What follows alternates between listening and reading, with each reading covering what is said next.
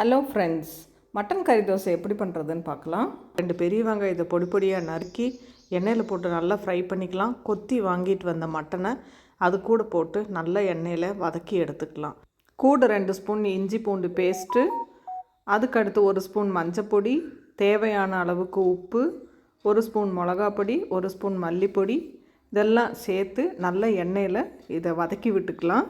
கொஞ்சம் தண்ணி ஊற்றிட்டு அது கூடவே 1 ஸ்பூன் கரம் மசாலா சேர்த்து நல்ல எண்ணெய் பிரிகிற வரைக்கும் வதக்கி விட்டுட்டு கொஞ்சம் கொத்தமல்லி தழை ஆட் பண்ணி மூடி வச்சிங்கன்னா மட்டன் கொத்துக்கறி ரெடி.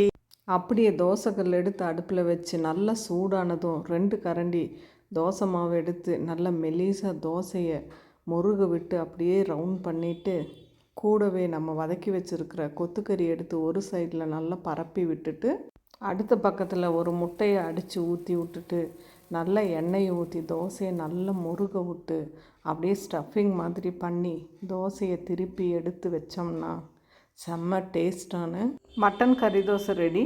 நம்ம இப்படி மட்டனை கொஞ்சம் டிஃப்ரெண்ட்டாக பண்ணி கொடுத்தோம்னா வீட்டில் இருக்கிறவங்க எல்லோரும் விரும்பி சாப்பிடுவாங்க. ட்ரை பண்ணி பாருங்கள். இதுக்கு சட்னி இல்லைன்னா சிக்கன் குழம்பு தொட்டு சாப்பிட்டோம்னா டேஸ்ட்டு நல்லாயிருக்கும். ட்ரை பண்ணி பார்த்துட்டு கமெண்ட்ஸில் சொல்லுங்கள். தேங்க்யூ.